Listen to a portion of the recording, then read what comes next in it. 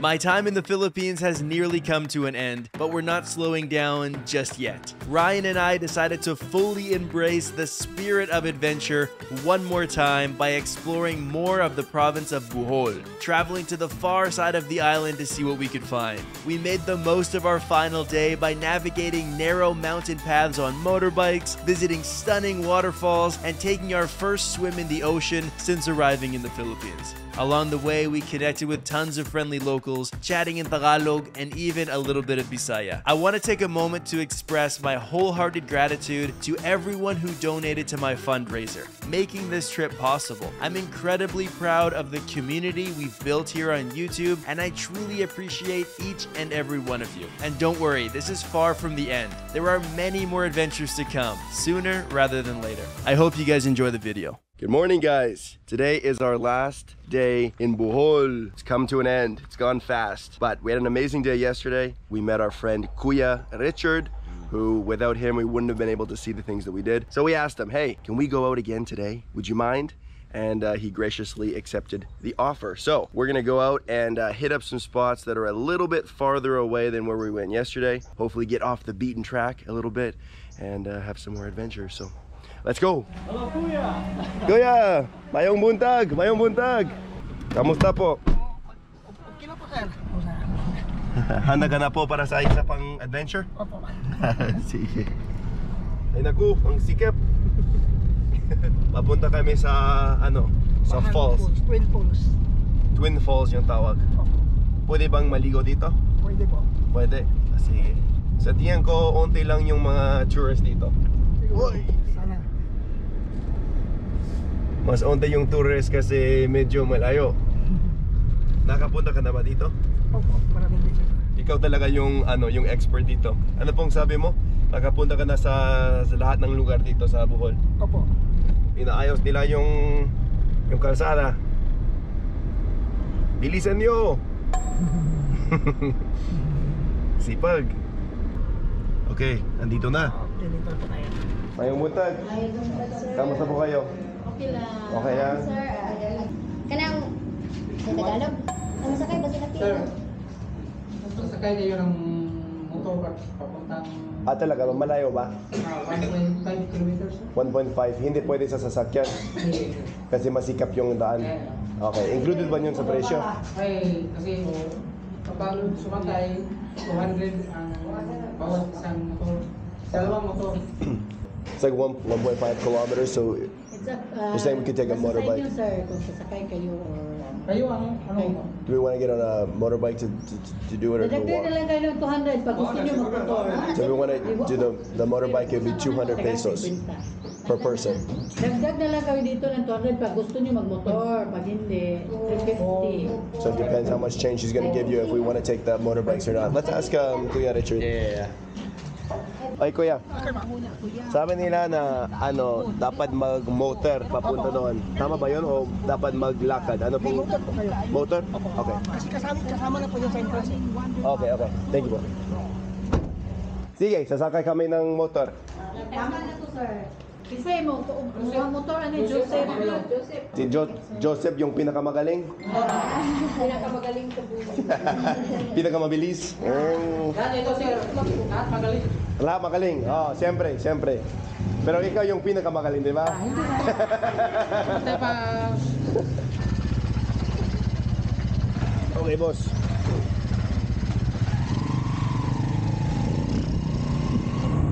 Are you interested in learning Tagalog but having trouble finding quality learning materials? Allow me to introduce my Beginner's Tagalog course. 8 years ago, I began teaching myself Tagalog, but I got really frustrated, not only by the complexities of the language, but also the lack of resources for Tagalog.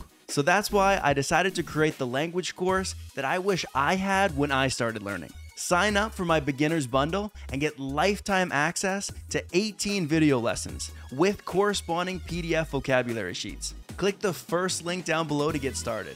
Now, back to the video. Ano po? Manila, oh. Ilang taon na kayo sa Manila? Sa 2 linggo lang. 2 linggo. Hindi naman ako matagal dito. Pero natuto ako mag-Tagalog doon sa Canada sa mga kaibigan ko na Pilipino. Oh, mataas! Yes, mataas ba? Hindi ako masyadong mataba. Kaya pa rin ng motor. Kaya pa. Mataas talaga. Hindi naman masyado, sir. Hindi. Para sa iyo, hindi. Hindi. Sanay ka na. Oo, sanay natin dito. Marami bang foreigner dito? Yes, marami, sir. Araw-araw. Talaga ba? Akala ko kasi ito medyo malayo. Kaya akala ko walang foreigner. Pero meron pala. Ang dami naman karina dito.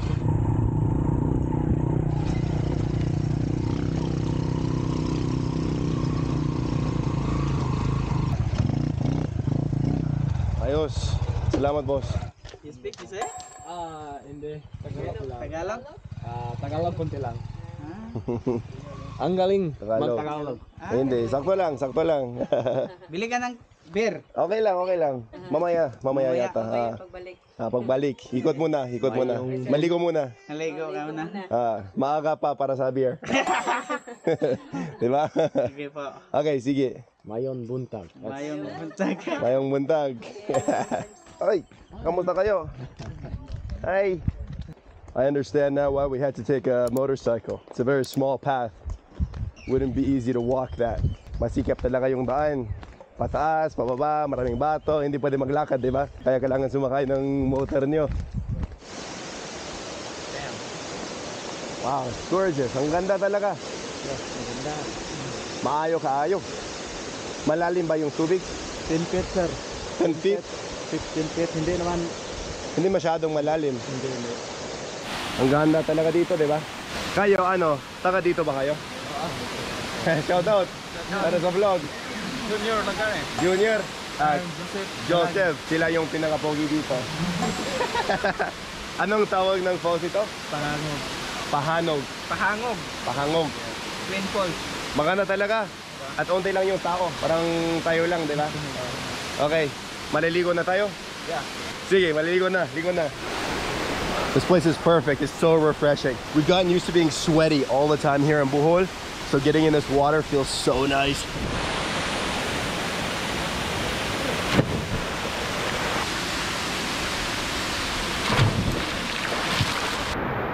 Lame, di ba? Lame kayo. Oh.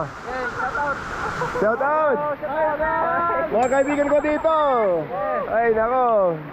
Presko talaga dito sa tubig. Mabuti naman walang pating. Okay, boss. Tara na naman. Medyo mabato yung daan dito, di ba? Mabato Pero naman. pwede naman.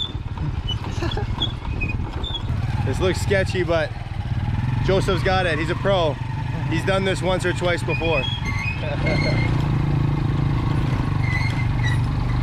Ang ganda talaga dito. Maraming nyug. Tumating na. Hey, Kuya, Joseph. Tip para sa'yo. Salamat, sir. Thank you, boss. Kuya, salamat, boss, ha? Salamat. Ingat. Tama talaga yung sinasabi nila dito. Mas masaya sa Pilipinas. Tapos na. Masaya talaga. Pasensya na sa diyan ko tumagal kami ng konti. Pero masaya naman. Maganda yung falls. Oo, maganda talaga. Maganda. Okay, kaya ano pong sabi mo? Anong yung susunod? Sa Kanumantad Falls po tayo. Kanumantad Falls. Yun yung susunod. Okay, sige go. Tara na. Can you man Chad? Bakit? Look at this. I'll just get the B-roll of this photo and then we don't have to go down. Wow, ang ganda. Okay. Dito lang. Papuntang falls yun. Okay guys, we just had some food.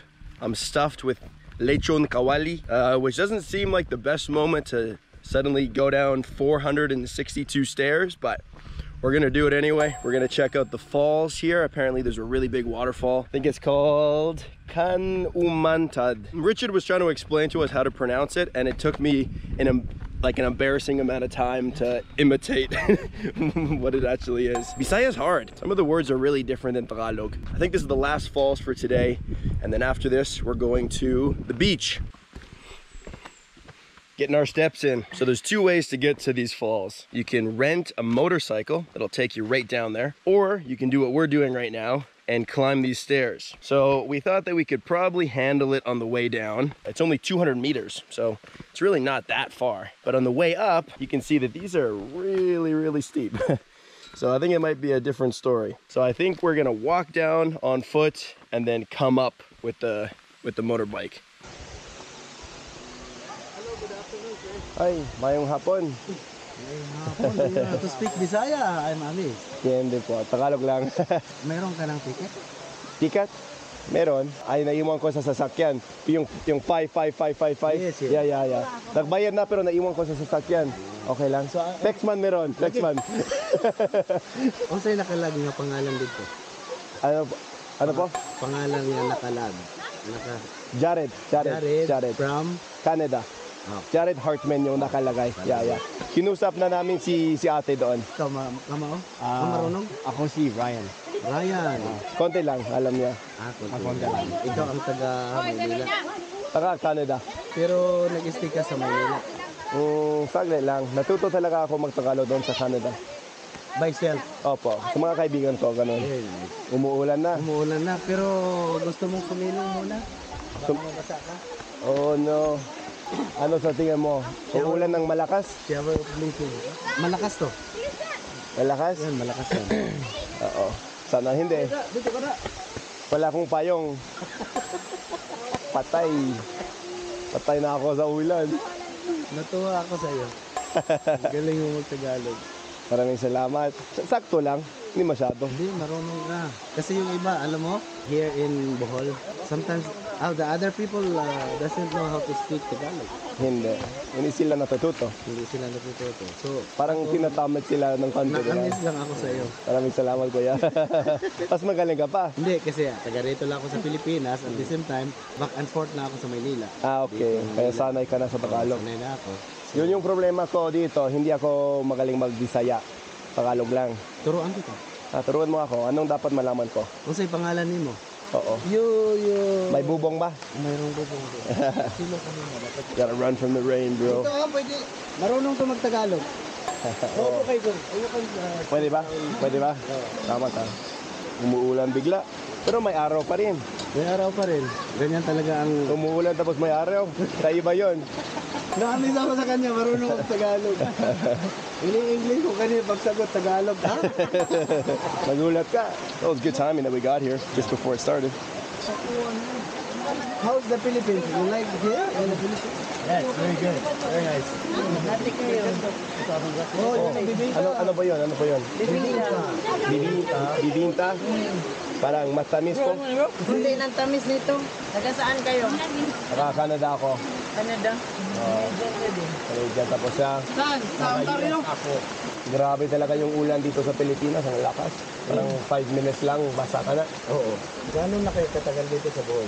3 araw. 2 araw. Aalis kami bukas. Papuntang Maynila. Tapos pagkatapos yun, uwi na sa Canada, sa US.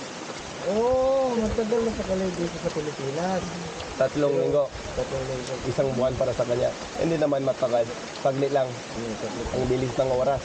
Oo nga. Ano pong pangalan mo, kuya? Joseph. Ako po si Jared. Jared at saka si... Ako si Ryan. Ryan. Dong at Dong. Dong, Adong. Pero sa Manila, Uncle. Hindi, sa Manila, Marites. Yun yung tawag nila. Marami. Kahit saan. Ako yun. Kaya natuto ako mag-Tagalog para maintindihan yung sinasabi nila. Nag-aral siya na by self lang, nag-Tagalog. Pero sa mga kaibigan ko, di ba? Namista na kayo dito? Anong pista? Fiesta, ibig sabihin. Festa, festival. Mga party, gano'n. Pagkain ka sa mga bahay-bahay kahit hindi mo ka mag-anak. Inom-inom. Tawagin mo lang ng agaw. Inumin. Tawagin mo lang ng agaw ang mga tao. Agaw. Anong agaw? Pinsan. Pinsan yun. Oo. Kahit hindi mo pinsan, pinsan! Pinsan! Taon na ta. Ano yun? Agaw. Agaw. Agaw kain. Kaon na ta, agaw. Kaon na ta, dong. Go, kaon ka daw. Sige, go. Yun yung Bisaya kong bulok. Ibang meaning yung bulok dito. Anong ibig sabihin dito?